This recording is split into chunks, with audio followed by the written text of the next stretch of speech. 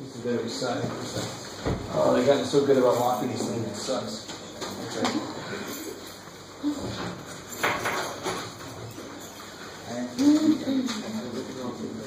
Yay, corrections.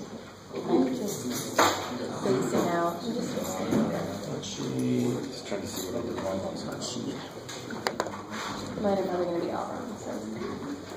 No, it's not. Alright, so it gives you a graph. It doesn't tell you what the function itself actually is. It just gives you the graph. Here, while this thing is warming up. Oh, it's there, I think. That's crazy. Cool. I think that's frozen. Well, that's kind of strange in a way. It's like the people over here last time. It's gone. Okay. Just me. Huh. So this is number 66. Oh, this. I'm easily amused, so it makes life so much easier to get through. You guys see that? Is that right?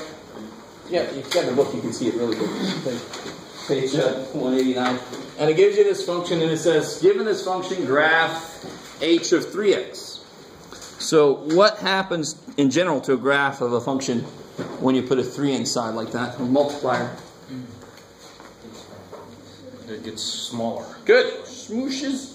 Right? When it's in with the letter. When it's with the letter, it does the opposite. Because all my inputs now have to be 1/3 as big to have the same output. So it used to go to 0 at 3. It's now going to go 0 at 1. So you just smoosh it in.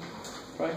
You can approximate this. You know, if you really, really want to. I would just draw the same picture. The main points are the 0, the 3, and the -3. Right? As long as you can capture those and get the shape in there, you're golden. Does it do anything to the height? No. Hell no, because it's not outside. It couldn't be put with the y. It's with the x. It only affects the domain. And of course, part B What's the opposite? opposite. So now it's going to stretch it out to where? 9. 9. All right, good. 3 times as big. Sweet. All right. How we doing? Is that good? You can draw the whole thing, both sides, left and right, or just... Yeah, draw the whole thing. Yes, good. That's h. So if you draw h of 3x, I better see the whole, what I'll call wavelength, for the lack of a better term, right? Show me the whole thing, my jig. Huh? There's confusing. Wavelengths? No, just no, these. Figure that. Right. Yeah, the stretching and man. All right. But so in mathematics, there's a lot of shortcuts. There's a lot of songs. There's a lot of sayings. There's FOIL and all that kind of shit. And I try to tell you, if it's in with the letter, it does the opposite of what it looks like it would do, right? So 1/3 actually doesn't cut it, it actually grows it. What's more important than remembering that, it's a good thing to remember, but why does it make sense? Because all the inputs have to be 3 times bigger to overcome the 1/3 that's in there. You with me? So always make sure why does it make sense? And then you can go ahead and go, so the shortcut is just opposite of what I see, because this is why that makes sense. I mean, what did I used to have to put in to get 0? 3, for example, right? A couple other things. So if I want to get 0 again, I need to have a 3 show up in here, right? How do I get a 3 show up in here? What do I have to make x to make the inside 3? There you go. That's it. So of course it's going to get here, it needs to be at 9 now. Okay, maybe. So when you're doing something like that, all you're caring about is trying to make sure it gets to 0 again. You take the anchor points, right? You guys have to use that term every now and again, the anchor points. And this graph's anchor points are -3, 0, 0, 0, 3, 0. That's just the way they gave it to me. Because this height is 1, but it's not really well defined where the hell it is. So screw that point. Right? I got my 3 anchor points. And I want to focus on what it does to them. And then I can just fill the shape in the middle. That's really how transforms in general work. Okay, maybe. Okay, good. And if you work on sound at all, I think I asked this question already. Anybody work with sound? Looking at oscilloscopes even? Anybody do any music stuff? Have you ever seen the sound waves? If you change the pitch, the frequency, it changes the wavelength. I mean, that's what we're talking about here. This is the math behind music. Damn. Okay. All right. Anything else from homework? Right. It's not. I can't give it to you in the book. Okay, sure. It's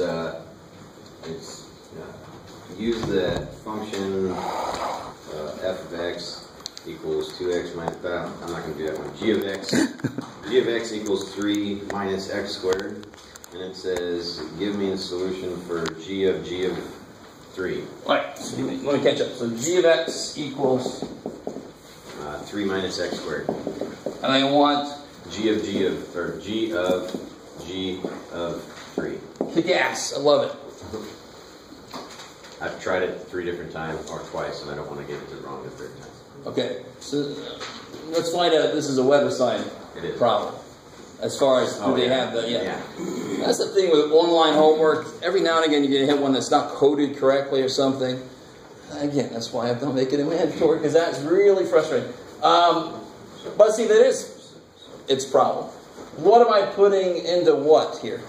Well, you're going to put the 3. Yeah, I got to figure out what's going into this dude. This is. All right, shit. So my first thing is order operations. I do inside parentheses first, right? So I got to figure out what the hell g of 3 is first. So what is g of 3? Negative 6. Yeah, 3 minus 3 squared, negative 6.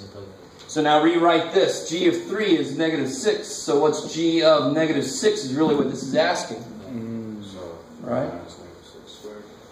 So it's 3 minus negative 6 squared. So 3 minus 36. Negative 33. Good. I think that's right. On the thing. Yeah, I think it's right too.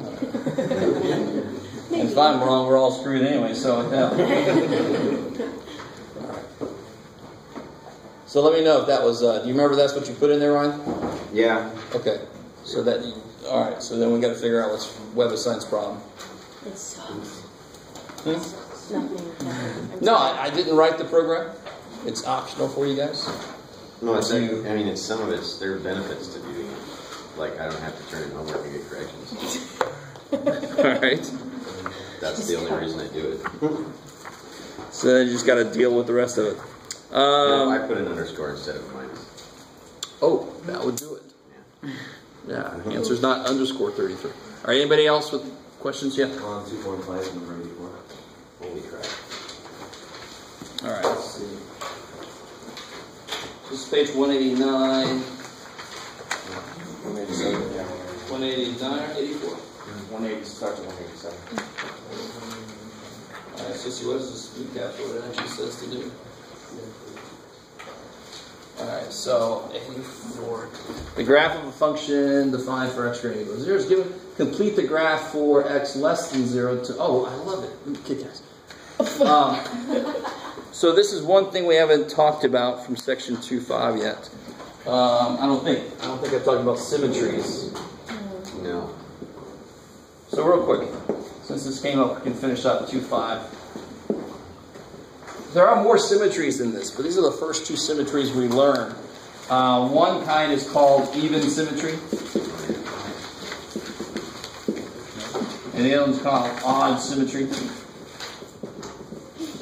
And the easiest way to remember this is, what's the simplest function with an even, I'm just kidding. X squared. X squared. It's got an even power, and it's got even symmetry. Even symmetry must mean symmetric about the Direction. Symmetric about the what? Where's the mirror? Where would I put the mirror? The y-axis. So it's symmetric about y-axis. All right, now let's really break this down. Because I could give you a function and just ask you, is this, what kind of symmetry does this have? Even or odd or neither, bless you.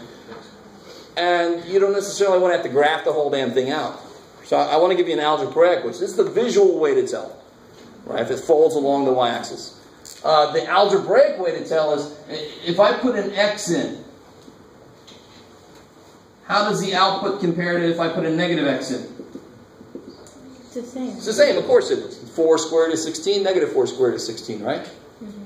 So a test, so a test for either one of these, and And let me tell you, if you put a negative x into the function and you get the same output back as if you didn't put a negative x in. Right, so if the function is x squared, what do you get when you put a negative x in? Yeah, you put negative x in. Negative x squared is positive x squared. There you go. So you get the same thing you would have otherwise. That's even symmetry. So when we start looking at trig functions that aren't polynomial in nature, I can still talk about even and odd symmetry. We just put a negative value in and see what the hell happens. It's a test for any freaking function, if this is true. Odd symmetry, what do you think we're going to use image-wise? X cubed. It's crazy. X cubed? We'll just use it just in the first. Alright, so the first, I love it. That would work too. I like the curviness though. So x cubed looks like a cubish dude. And if I put in x, how does the output relate to if I put a negative x in? It would be the opposite. Yeah, exactly. So 2 cubed is 8. Negative 2 cubed is negative 8. So this test is if I put a negative value in and it comes out the opposite of what the function was, then it's got odd symmetry. So now hopefully this problem is, it has nothing to do with these tests. You just have to fill this in. To be an even function, what must be true? What goes in? Yeah, it must mirror across the y-axis. Now the weird thing about this one, you ready for this? Mm-hmm. I don't know. The mirror here, it's a point mirror. The mirror is through the origin. If I look at this point and go through the origin, it's going to come back to the other point on the other side. Neat. So this is called symmetry through the origin. Nifty-delic. Oh, that's why. Basically, it does the even and then flips it. That's another way to look at it, right? It's the flip of an even symmetry. And that's the odd. Yes, sir. So it's like negative odd, basically. Well, No, it's odd. So it's like this side is negative even in a way. Like you do the even and then you flip it down. That would make it odd symmetry. That's right. I got you. I like where you were going with that. So does that help you? Now visually it should be easy. Just pick a few key points. If that point's there, where's it got to be on the other side? above -1. the x. Okay, for even, Oh. it's got to be the same place, right? It's got to be mirror image. So just pick a few key points, put them over there, and then fill in the graph, right? Now you can do this. You can do something related to this. Since 1 goes to -1, for an odd function, -1 has to go to positive 1. It's got to be the opposite, right? So it looks like 2 goes to 0, so -2 goes to 0. Ooh. And then 3 goes to 1, 2, 3, 4, 5. So -3's got to go to -5. And then you just fill in the image, right? Fill in the shape. Yes, sir? That's for even? Yeah, even was, it has to look exactly like this on that side. So it'd have to look like that, right? Or like this, so we can be careful. Whoop. Right, it's got to have, whatever point's there, it's got to show up mirror image on the other side. Odd symmetry would be that, just flipped. So you can say, if this goes to 5, this has to go to -5. And then you just fill in the shape. Cool. Yeah. How come it, well, I'm looking at a web assign problem, it says f of x equals 3 minus the 7th root of x, and that says figure out whether it's even, odd, and it's not either. Good, it's not either. Kick ass. But why is it, even though when you graph it, it can still have symmetrical, properties? You gotta be careful. Is this even or odd symmetry? Neither. Neither.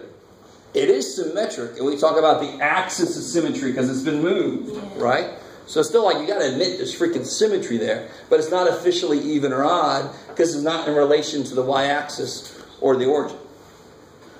So you can talk about like shifted So symmetry. once it's shifted, it's not. Once it's shifted, it's not one of those two basic ones. Okay. Exactly. Which, to be honest, I always had a problem with. It should be called shifted even and shifted up. But screw it. It doesn't really matter. Yeah, it definitely. What about when it's symmetrical? Let me come back to your question. Okay. You had this here. F of 3 minus, yeah, that's it. So how do you test this for symmetry? Do you want to graph this? No. I don't blame you. Plus or minus. You could, though. I mean, it's not. How do you check it for symmetry? There's one test you do for even and odd. You plug in a negative x. Yeah. So what happens over here if I plug in a negative x? Who can help me out there? Not with negative 7, that'd be really tricky. What's the 7th root of negative x? Negative x. We don't know because it's... I like it, but what can I do with it negative? Positive. It's what you Leave it said. negative. The negative can come out. Yeah. So this is going to be 3 plus the 7th. Now, is that the same thing? No. So it's not even. Is it exactly the opposite of this? Yes. No. If it was exactly the opposite of this, it would be negative 3. So is it the exact... No. So it's not even or odd. It's sort of like being not parallel or perpendicular. Of course, there's a whole ton of freaking lines that are neither. Well, then it has you sketch the graph. I like it. Cool. Okay, wait. Then it says you didn't want to, but we're going to make you anyway. I'm confused about that. Can you say that again? Yeah. So if this was going to have, how do I say this? If this was going to be odd symmetry, Okay. this should have come out to have been negative 3 plus the 7 3. It should have been the exact opposite of that. To have odds. Okay. Yeah, it's got the same sign on the 3, so they're not exact opposites. Okay. And it's definitely not the same, so it's not odd or even symmetry. So what if it... But all you did was just pull the negative out. How is that legal? What's the cube root of negative 8? Negative 2. Oh, negative 2. What's another way to write 2? Cube root of 8. So I can take the cube root out, the negative out of any odd root. Okay. Oh, okay. Because the answer is going to come out negative of what it would have been otherwise, right? Which is exactly the definition of, if I didn't have that stupid 3 there, Then it would have been odd symmetry. Even though it would have not had symmetry over the y-axis, it would have been over the x. It would have been over the origin, through the origin. Oh, okay. Yeah. So the 7th root of x looks like this.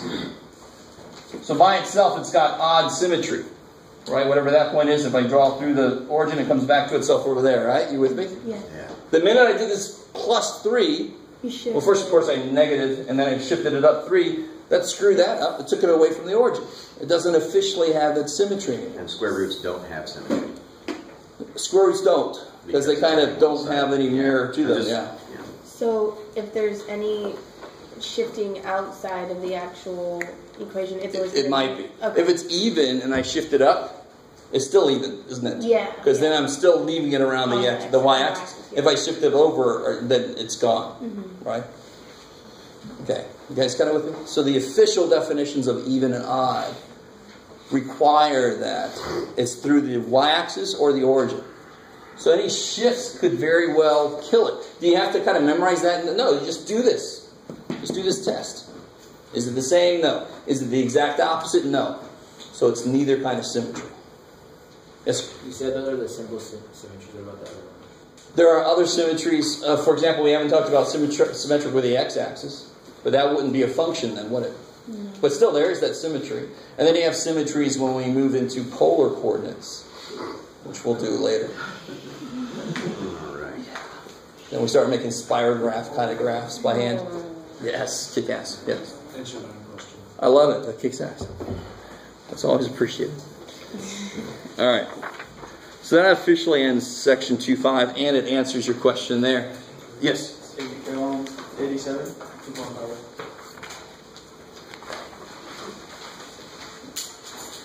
Oh, okay. That didn't make that much sense. Okay, there's another drawback to web assign. Okay. Because I have multiple guesses. 2.5. This one here, the x minus x squared. Right? 4x minus x. Is that the one you're talking about? Yeah. Okay. So this one just says sketch the graph here. And then you also have the geometric portion too. Oh yeah, the next piece. Yeah. So that's the interesting part. So part A you can sketch any way you want to. Part B just throws an absolute value in. So this is really interesting about what does the absolute value do visually to a graph. Anything that's negative makes it positive. Yes. Cool. And then the positive stuff it leaves alone, right? Correct. So how do I graph this? Can somebody help me out there? What's the most important point? The negative x squared. So it goes 4x. down. 0. No. What's the most important point on the shape that thing is going to make? The vertex. Right? Negative b over 2a. I love it. You guys with me, right? Yeah. So it's a parabola. The most important point to get is the vertex. There are 2 ways you can do it on here. Can somebody tell me what are the x-intercepts? It's 4 and 0. Why? Why? Because you can pull an x out of Good, because you can factor the negative thing, right? Oh. Out comes an x. You got 4 minus x left. When is that equal to make y equal 0 to find the x-intercept? So x is 0, x is 4. So where must the vertex be? 2. In between those two, right? It's got to be symmetric, so it's got to be right in the middle of those two intercepts. Am I going too fast? You have to let me know. Yes. Yes, okay. So in general, when I have a parabola, any 2 points that are right next to each other, the vertex must be right in the middle. Most often the x-intercepts are the easiest 2 points to find that are right across from each other.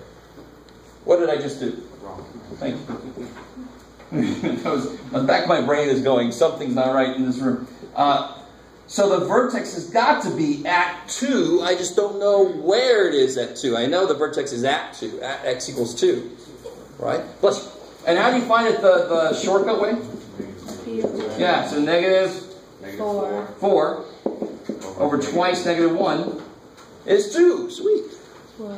So the shortcut caught up with us. That's nice. And then you just input that into Yeah, the good. x. So to find the vertex, I just got to plug a 2 in. 8 minus.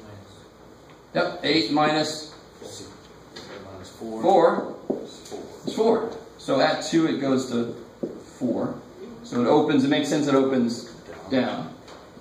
So here is the graph of the parabola, part A. Now which parts of this function graphically will the absolute value do something with? It'll change it. Whatever's negative is going to have to pop up. So it might be a really good idea to give yourself, like at 5 and negative 1, give yourself some actual points to turn, right? Some anchor points. So at 5, where is this thing? Yeah, 20 minus 25, negative 5. So it's a negative 5. Let's see if I got there. Sure, we'll say yes, sir. And at negative 1, crazy enough, it's going to have to be at negative 5. It kicks ass, right? And I did get there. Yay. You guys look, because of symmetry again, right? This beautiful thing about graphing parabolas. You just need one side. You automatically got the other side. You just got to go the same distance away from the middle. Okay, maybe. And now for part B, all that happens is what? No, that's all the colors you got today, Jim. It goes up. Yeah, this is negative 1, negative 5. So now it's negative 1, 5. Negative 1, 5. And so it's going to look like, now see how this is going down, like curving down, so it's got a curve like that. Would it curve or just go? It's curved. Right? Why? Yeah, but it seemed like it, well... Because the function is curved, right? So if I did every point and flipped it, it would still have the same shape. Well, The absolute value of x It seems like it... is this. Why? Why? What's the power on this? Nothing. First power. Okay. First power is going to be a line. Oh, it's the... So the absolute value of x squared Okay, so... is still going to be parabolic. Right? In fact, the absolute value of x squared is x squared. When I did this to check the graph, it looked like the graph, they were actually going out like a W. Not in. Oh, well, then something went freaky with your graph. That's all I can say. Yeah, because this is going to go out like that, right? That's how it's going to curve, the parabola. So this has got to curve, just the reflection of that. Okay. So this is going to do the same kind of thing. At 5, it'll be at 5. It still looks like a W. Still going out. I like it.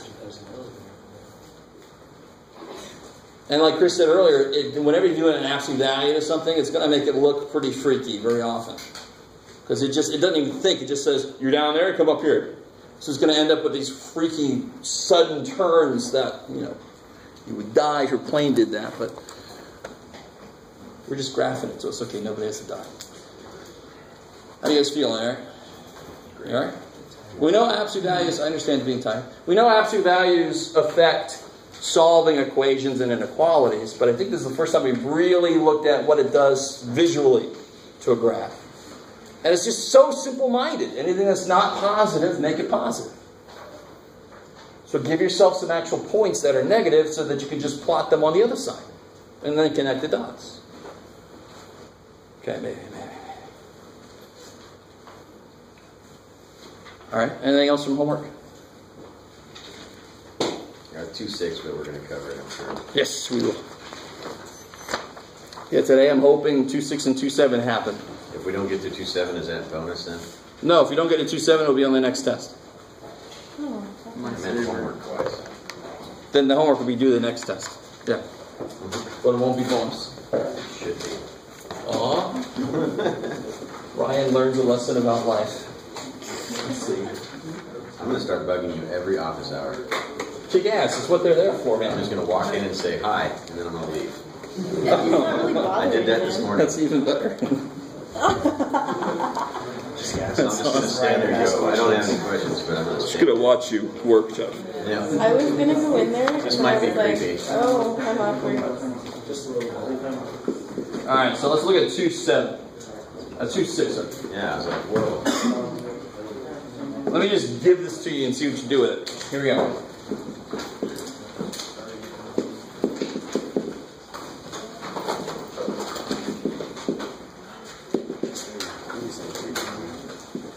Was it a scorpion? Yeah. That's so cool.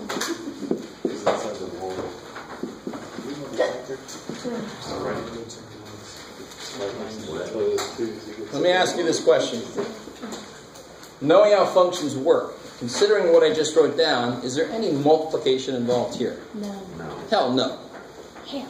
Hell no. So a better way to write this, the way this is written is this creates a new function when I do f minus g. It makes a new function, right? So whatever that new function is, so it'll be this minus this. Bam! Just put it together. And then I want to evaluate it at 2. So a better way to do that is figure out what f of 2 is, g of 2, and then subtract them. So I know this looks like it's distribution, but please, dear God, tell your brain, no, brain, it's not distribution. There's no freaking multiplication here. It just looks like it. Cool. All right, so I do the first step there.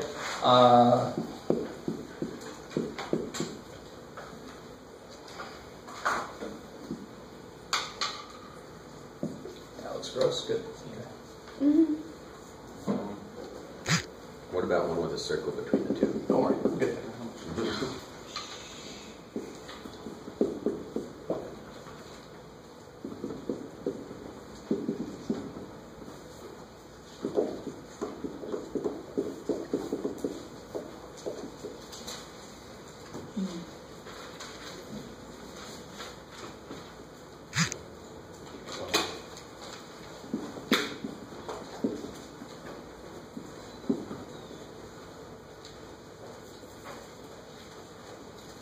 Gotcha. I like it.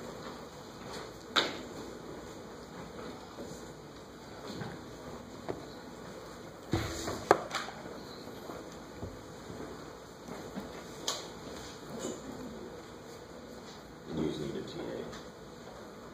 Huh? Well, that's what that means. I haven't got my TA hours yet. So that's what the circle means. Mm-hmm. There are a lot of little places I disagree with some symbols that were chosen for historical, and we just keep them.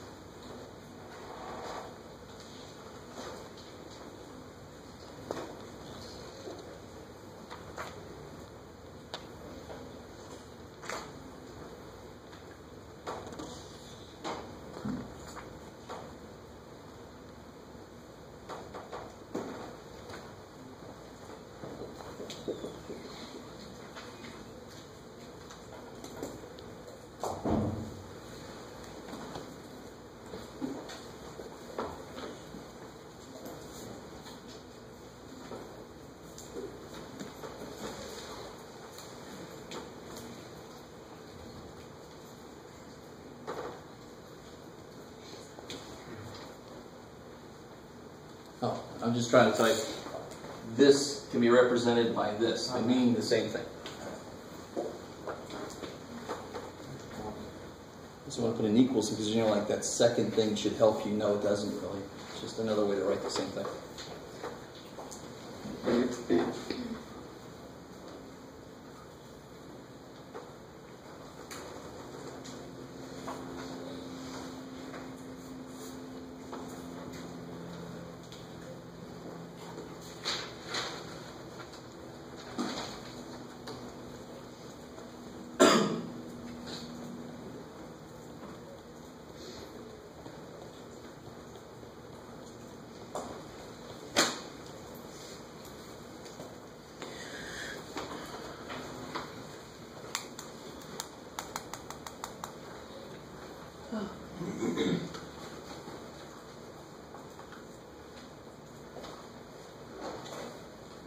Alright, let me try to catch up with you guys here. What do you get here? What's f of 2?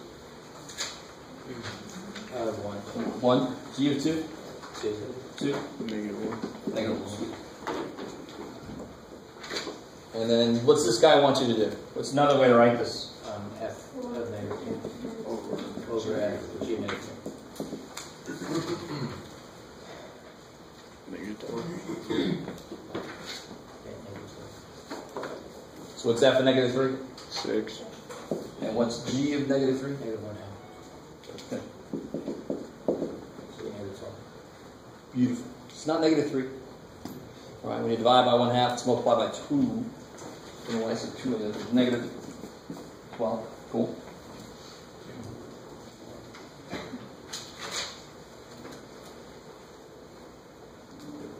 Now this, if you see in the book, if you see what we call the fog function, or the goof function, a better way to write this is f of g of x. It's just more directly what the hell's going on, right?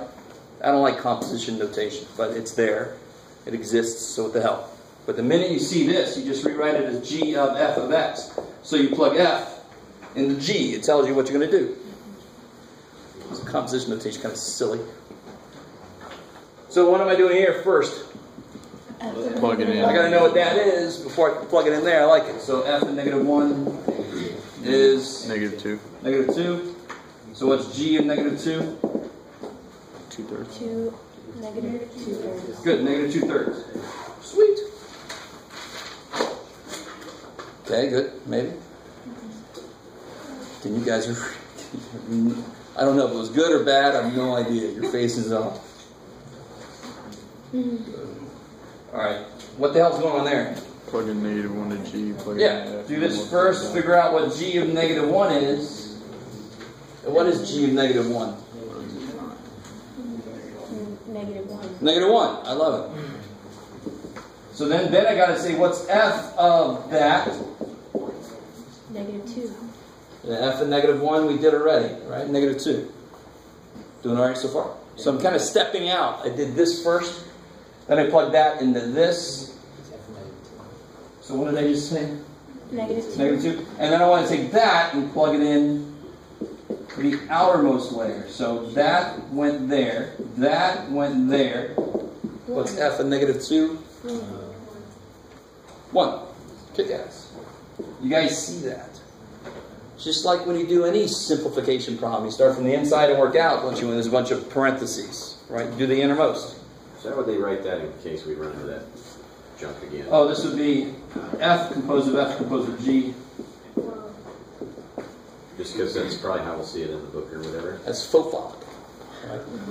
That's fog for theaters, I guess. That's good. Wow, it doesn't get any better than that. What's that? Vietnamese spell. Oh yeah. Faux fog. Faux fog would be noodles turned into fog. I like that idea. All right, guys. They probably one of the harder problems in here. Where'd it go, Jeff? What was it? Oh yeah, that's right. Okay. So is all that decent? That's not that big of a step away from just basic plugging into functions, right? Here you're just plugging something back in again, and then they get a big deal. But what if I had somebody help me out here? Remind me.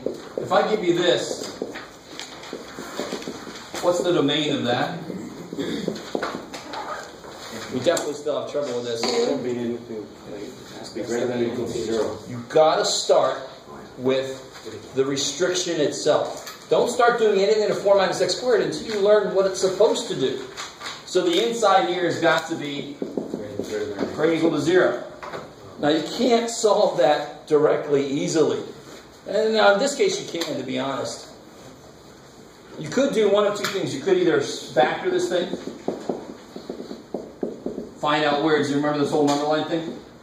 Yeah, it's possible. Yeah, you won't like it.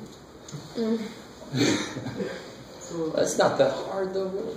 It's the idea. This is saying this has got to be positive or 0, so let me investigate where it's positive, where it's negative, and just pick the ones that I want. That's the idea behind this, right? So at 0, what's the value? I mean, what would not the value? Sign is what? Positive. Positive. At 3, it's Negative. Yep. And at -3, it's negative. Cool. And I knew it was going to change signs everywhere because both of these are odd power, right? So you remember that shortcut. If you don't, who cares? Just do what we just did. So what's the answers to this? Negative 2 bracket to Good. 2 bracket. Sweet. Right? I want to include them because they can equal 0, right? Okay. The other way you could do this, real quick. This is one way to do this. This is another way to do this. Especially because it's just an x squared. There's no x piece. So I can say 4 greater than equal to x squared. Is that cool? Just add that over. And then I can turn it around a little bit so it looks a little more like... Now here's where you guys made a mistake. There's a problem in the homework. There was an x squared less than or equal to 1. And you all just... About 5 of you got that one right. But what is the square root of x squared? Plus or minus. Plus or minus 2. What is the square root of x squared? X. Absolute value. Absolute value of x. Oh. And how do you solve this? Plus or minus. Sort of.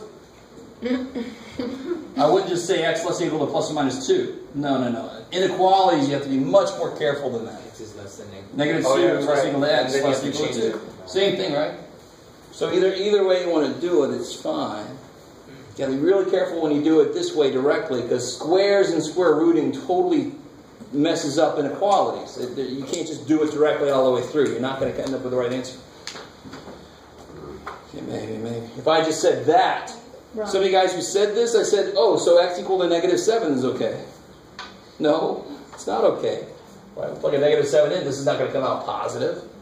Shit. So that can't be right. It's got to be contained on both sides. Okay, maybe. Okay, can't read you guys at all. So, what if I had this freaky thing here? No. Oh yeah, this is going to happen.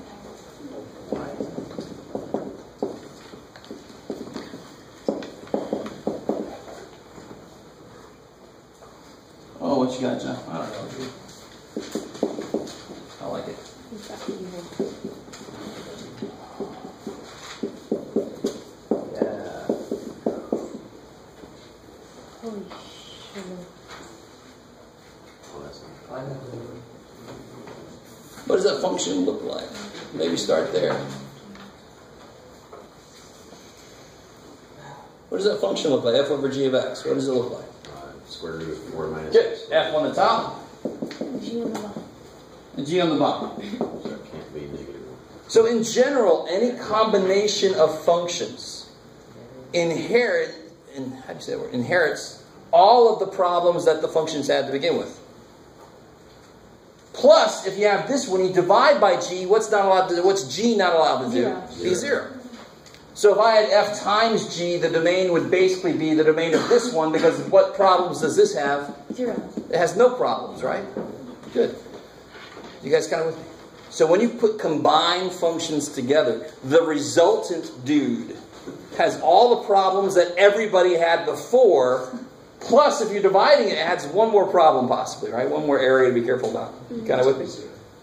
So here, the domain would be the domain of this guy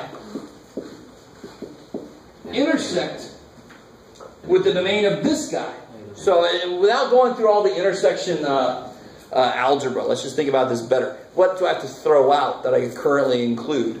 -1. Yeah, it can't be -1. So I have to rewrite this. The domain of this would then be -2 bracket, or bracket -2 to 1, -1, parenthesis, and then and, or Up whatever word. to -1 to 2. So you just got to insert, skip -1, bam. So whenever you're combining functions and they ask you about domain, you have to look at the domains of each function separately, and it has to have all those problems in there. But if you're dividing, you have to be careful about where's that guy equal to 0. That's another problem on top of it, right? You guys are really excited about that. Yeah, Jeff. What the hell? Oh, so if I let's do one of these. Let me let you guys do this one. So given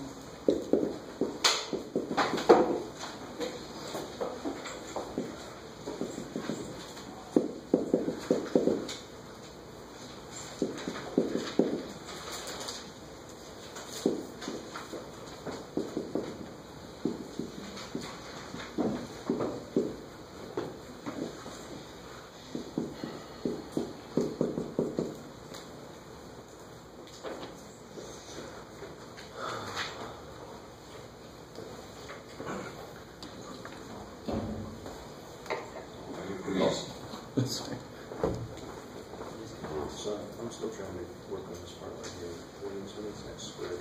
Obviously,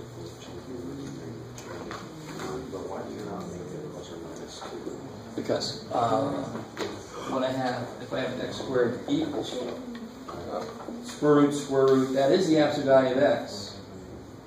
And then so x would be plus or minus 4, because that's how you solve that absolute value equation.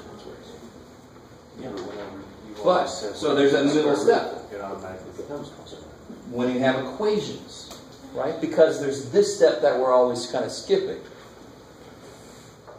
You would be so far. So there's always this step internal. So that's why equations are so much easier. I don't have to worry about the signs moving around when I'm dealing with positives and negatives. And absolute value is all about changing negatives to positives. That's why inequality is going to freak out. So if I have x squared less than equal to 4, square root, I can't just put plus or minus. I've got to do this step because now this is another way to solve it. It's not an equation. It's not as easy to solve. Right? I'm a line before there. Anything else? So now this, to solve this, would be the sandwich, -2 less than equal to x less than equal to 2. Right? Different way to solve the inequality.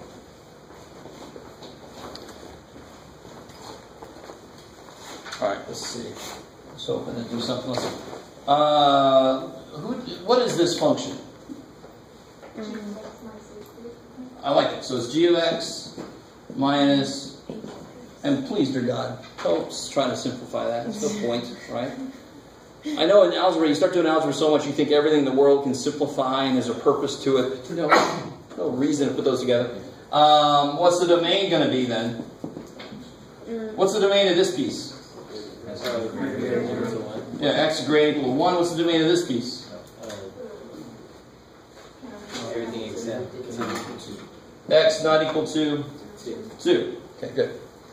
All right, so what's the domain of the whole thing going to be? So it's going to be the intersection. Bracket 1. Common 2. Parentheses union. Parentheses 2. Common. Okay, good.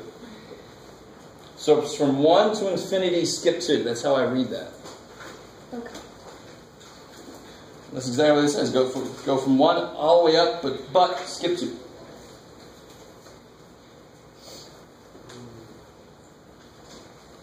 Okay, maybe. Alright. Could be possible. So don't let this section be overly difficult. But if you have any trouble with domains in general, this obviously is going to be difficult. One last little thing I want to show you before we get to the last section. We had problems with this kind of problem before. This is page 196, number 27 through 32. So again, this is one, just like the ones I have here earlier, they're kind of gone, where it said f of g of 3 and stuff like that. But they don't give you the function, they give you the results, which is even better. You have less work to do. Let this be easy. So for number 27, for example, what do I have to figure out first? G of 2. G of 2. Which color is G? Blue. Blue. So what's G of 2? 5. 5. Sweet. So then now you got to figure out what F of 5 is. Go to 5. F is red, right? 2, 3, 4, 7. 5.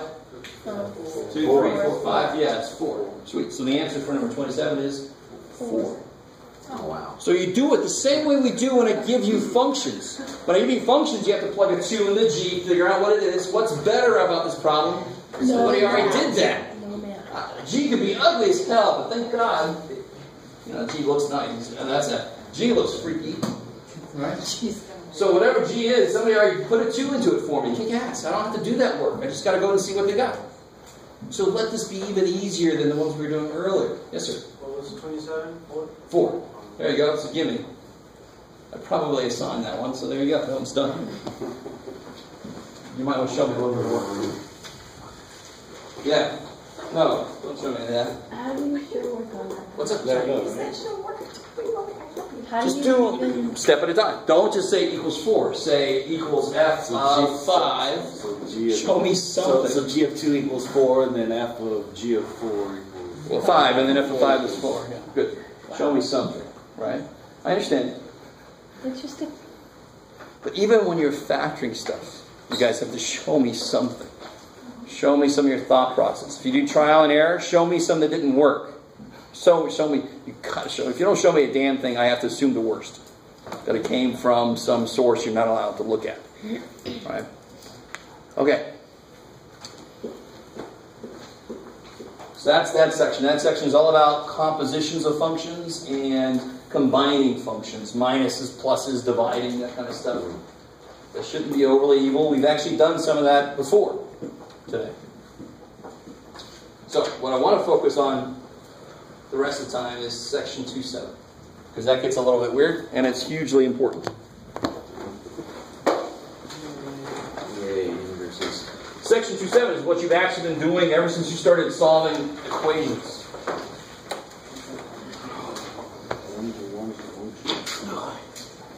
Yeah.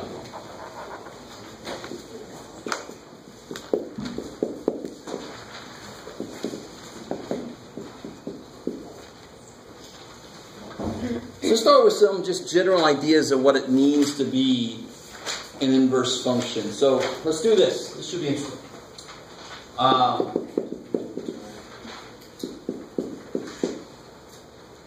Let's see. Didn't we do these in one time? Say again? Didn't we do these in one time? Yeah, we did. But I have to assume maybe somebody skipped it. I don't know. Yeah. Or it's been forgotten. This is one. So somebody help me out. Let's make a table of values and let's be really smart about what we plug in there. What's a really good point to plug in? 1. One's good.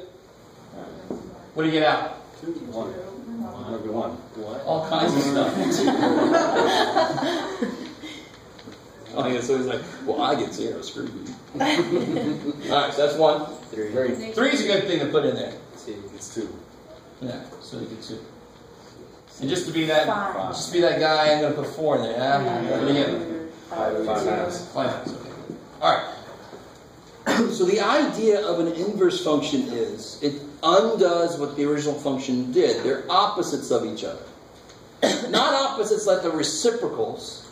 Not opposites that they're negatives of each other. But opposites in the sense that this function took 1 to 1. This function took 3 to 2.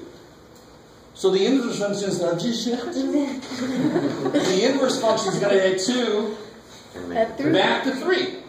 Right? It undoes what the first function did, whatever the hell it did. So let's make a table of values for what f. We don't even know what f inverse is, but I can make a little table of values based on what I have here. 1 point's kind of boring. 1, This took 1 to 1, so now our inverse is going to take 1 back to 1. Whoa. It's going to do what else? 2 to 3. 2, 3. It's going to take 2 back to 3. 4. take 5 5 halves to halves. 4. 5 halves back to 4. Kick ass, right? So notice, of course, it's really simplistic. What does it do with the x, y coordinates? Inverse. Just switches them. I'm going to invert them. Kick ass, right? Switches them. The beautiful thing about what we just said is that carries through visually and that carries through algebraically. To find an inverse function table, I switch the x and y. To find an inverse function picture, given a function, I take each point, switch x and y, and replot it. Let's try that one next. That one sounds neat. What's up? Nothing. Remember this one. We're going to find this guy's inverse later. And we're going to look back at this table and see if it makes sense. So somebody hold on to this, because I'm probably going to erase it at some point. Forget about it.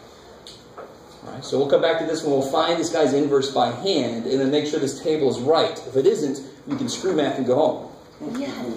Don't get your hopes up, because it is. So let's look at visually. If I give you a function, that's true. Let's see what happens here.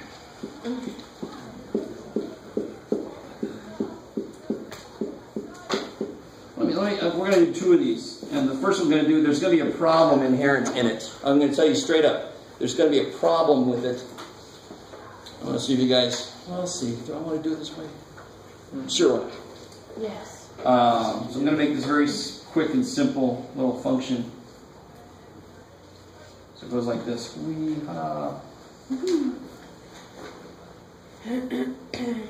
So this function has a problem about trying to find an inverse. Second. Okay. Carter says it looks annoying. Wait, it's not a function. Could be true. It totally is a function. Some of you guys know the test for if it has an inverse, and maybe you're applying that mistaken. But it's totally a function, right? Vertical line test is good. Now, the whole idea of inverse functions is you give it the output, it gives you what the input was. Period. What kind of function is this if I kind of completed it? Parabola. Right? So, if I said for an output of 0, can you work back to what the input was? Yes, 1. What was the input? If the output's 0, the input was? 1, right? Well, it would be 1. I don't know. It should be 1 or negative. No, so there's for there to be an inverse that exists, it must be able to find exactly where it came from.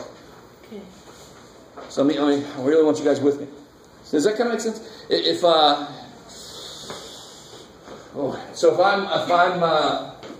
walking along and this is time and this is totally inverted. If I give you the time, you should be able to tell me what my position was. If I give you the picture of how I was walking, you with me? So if I said, well, when was I here? Well, then you could just say, oh, you were there at this time. Kind of got me? But if I can't do that, if I say, well, you were here at 2 different times or something, it's not giving me a specific time. I have to be able to work backwards to a specific input that led to an output. So the definition of a function is every input has to have one output.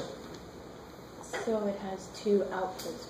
So the definition of also being invertible, function, you got to pass the vertical line test. If you want to also be invertible, every y must have only one x. It's all the other way around too. It's bad. So let me give it to you a different way. What's that? So they give you this picture here. Remember these? Right? Good. So is this a function? Yes. Yes, because every single input gives only one output. Is this invertible? No. No, because I know 4 came from 1, but 5 Came from either 2 or 3. That's no good, right? So in a sense, if I did try to invert it, would that inverted thing itself be a function? No, so we're like looking at it this way. 5 has more than one output in that case. If I try to turn it around. Are you guys with me? That makes sense. So, alright.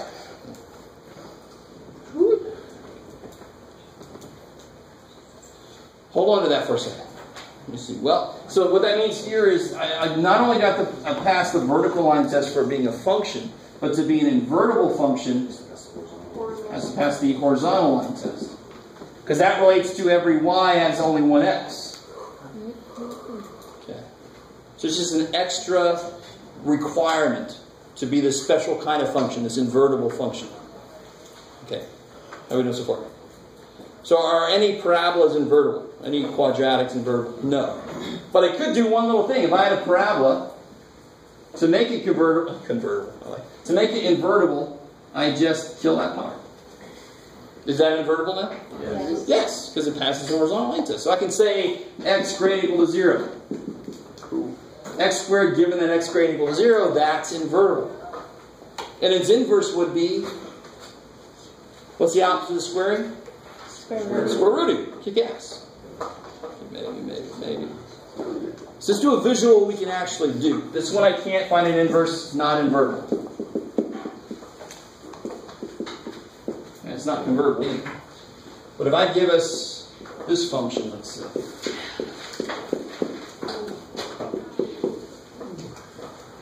So what I have to be really careful about, if I start down here, Make sure to end up there. every time I take a step, it's always got to be up, up, up. So it's always got to be increasing. The minute it's flat or decreasing, it's kind of coming back on itself. No good. All right? So if I go there, there, there, then I'm good. Shoot. Okay. So that's the function itself. Now what would the inverse function be? Well, what are some points that the function goes through? 0, -2. All right, 0, -2. -3, -3. -3, -3. 1, 1. 1, 1. And 2, 3. 2, 3. So what's the inverse function going to go through? Flip on. 2, 0. Yeah, it's -2, 0. -3, 1, 1, and 3, 2. 3, 2. So let's see what happens. You guys with me? Because that's what I said. That's going to carry throughout this whole thing is switching the x and y. Visually and algebraically, that's how you find the inverse. So I'm going to go through -2, 0. -3, -3. 1, 1. And 3, 2. It's going to look like... Wow. Shoot. Now, where's the mirror between those two? The X. Yeah, it's here. And what's the definition of that line that I just drew? Line of symmetry axis. No. Like the definition of this line might be y equals x plus 3. What's the definition of the line I just drew? Y equals x. Kick ass, right? Because it went right through -3, -3, 1, 1. It's definitely y equals x. And why does it make sense? If to get the inverse I switch the x and the y, visually the graph is going to go across the y equals x axis. It's crazy. This is an example of a type of symmetry between two functions that's off axis. I love it. Why?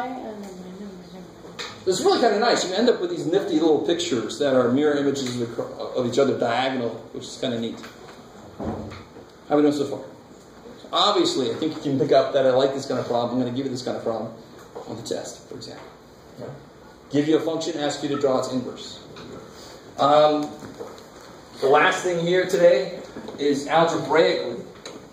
How do I find an inverse? Real quick. Why are inverses so freaking important? I think I said that earlier. But what the hell's the big deal with inverses? Oh, you're all like, you're the teacher, man. Tell me. If I have the cube root of x minus 2 equals 4, in order to solve that equation, I must know the inverse of the given function, right? If I do not know the inverse of that function, I cannot solve this equation. So there are a ton of functions you have no idea exist. But the minute you learn one, you will also learn its inverse. And you've done that already. You learned addition, and then you immediately learned subtraction. Inverses of each other, right? You learn multiplication, and then you learn division. Inverses of each other, right? What? What's up? Yes. So, if, let's do the algebraic way, and then I'll say what I was about to say. And actually, we'll do it on this kind of dude. If I'm given f of x equal to the cube root of x minus 2 minus 4. Equals? Minus 4 equals 0? No. I'm going to take that, subtract it, and use that as my function. Are you guys with me? In fact, forget this even exists. There you go. So given this function, I want to find f inverse. So you have to isolate the variable first. So remind me, where's the y in this equation? Half of x. Yeah, so let's bring y back. Poor little y dude, we use him for so long, we said, screw you, come back. Let's bring him back, if he wants to come back. What did I do visually to find the inverse? So algebraically, I do the same damn thing. Now, me, being the weirdo I am, I always do this. To tell myself what I'm about to do is not algebraic, it's conceptual. There's no way in hell you could just make this happen algebraically. You guys kind of with me? But that's what I do conceptually. How do I find the inverse? I shouldn't drink. That should really be actually tea in there, not what it is. What was it? How do I find the inverse function? I switch the x and the y, and then I solve for y. And the thing that shouldn't make total sense to you is in the solving for y, all the operations that are here, I'm going to do the opposite, and I'm going to do them in the opposite order. So yeah. Whatever, Jeff, I have no idea. Because the inverse function is supposed to be the opposite function. It's supposed to undo whatever this one does. So this one subtracts 4. This one's going to add 4. This one cube roots. This one's going to raise it to the third power. Take it up here.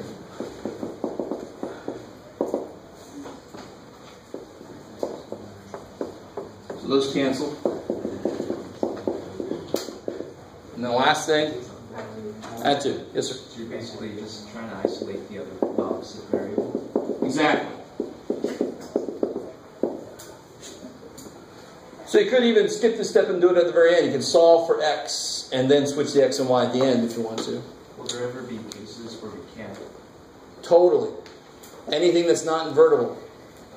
Right? Which is a kind of a silly answer because you can't find the inverse if it's not invertible. But if it was a square, at some point you would have had to put plus or minus. That's not a single function, so you can't do it. You with me? So you also have to be thinking of restrictions too. You'll hit them as you go, which is kind of nice. You don't necessarily have to know at the beginning, but in the process of solving, you'll hit it, like we just did there. We had something similar with finding if it was a function or not. Like if I give you a circle function equation and you try to solve for y, it's going to be plus or minus. It's not even a function, right? Similar thing happens here. If you're trying to solve for the other variable and you hit a situation like that, not invertible. It must mean if you graphed it, it would not pass the horizontal line test. Kick ass. Maybe. All right, so somebody remind me. So look at this. Of course, what would this function do first to an input? -2. And what does that function do last? So it does all the opposite functions in the opposite order. Cool. What was that first function I had up here? F of x is equal to x plus 1 over 2. All right, how do you find this guy? Take a minute and find this guy's inverse.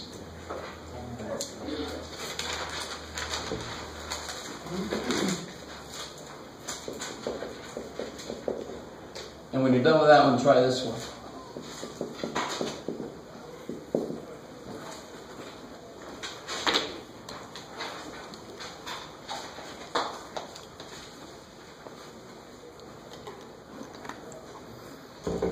Oh yeah, I forgot that.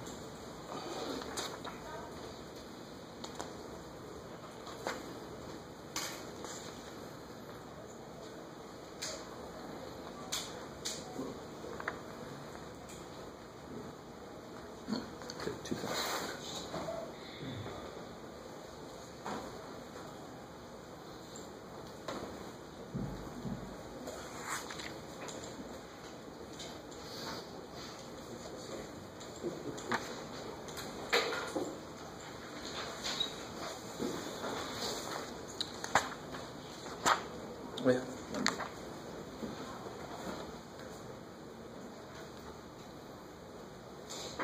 Yeah, I like this function. Don't freak out.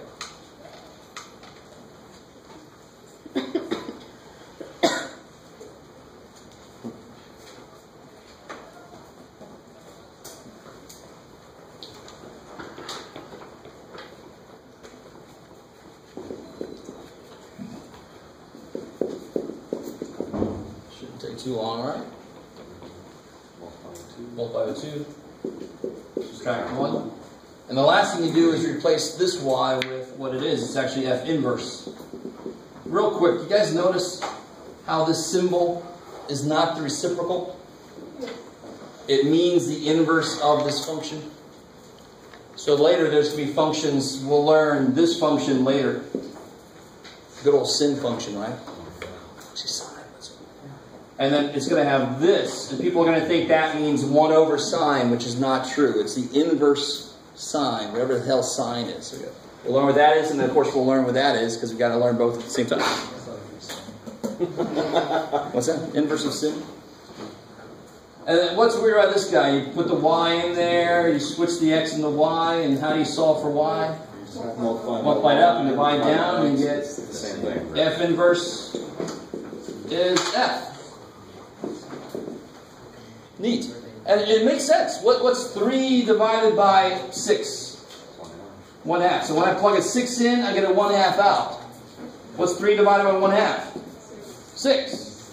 So it undid what it did to itself. It's crazy. Yes, sir. The graph of that looks, or is a graph for a limit, right? Where it goes. Oh yeah, so this is the hyperbolic, the most simple hyperbolic kind of thing we have. So what's true about the symmetry here? If you flip it across the y equals x line, what happens to it? It flips across. It flips and goes right back on top of itself, right? So any functions that are already symmetric to this line will be their own inverses. Because if you flip them, they'll go right back on top of themselves. Maybe. Okay. You alright? Okay. Two last things I wanted to say before I let you out. One thing I want to say is if a function is invertible,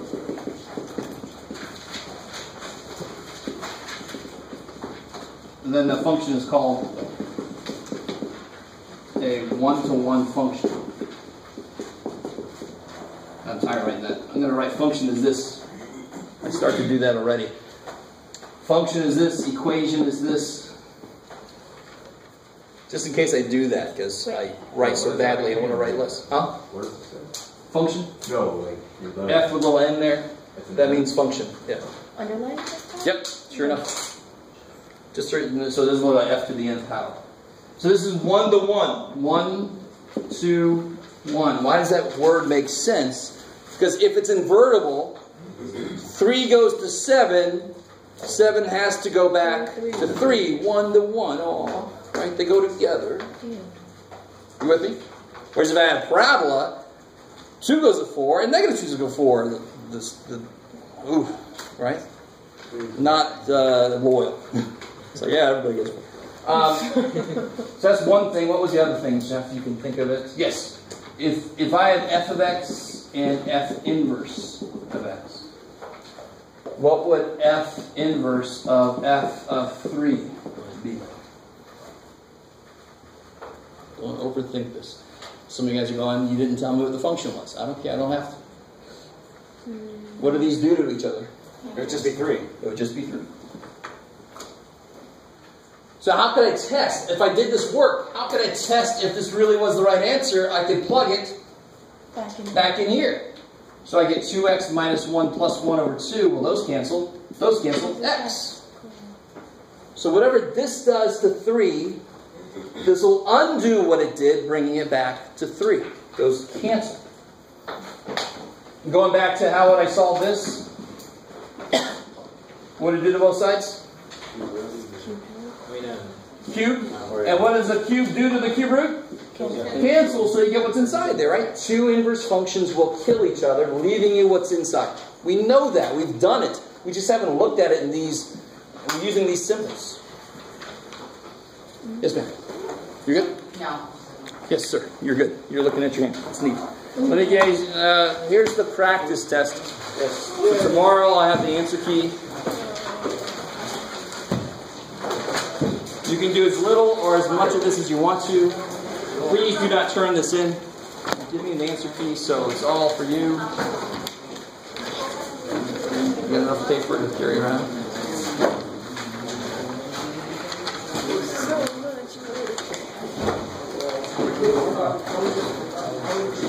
Right.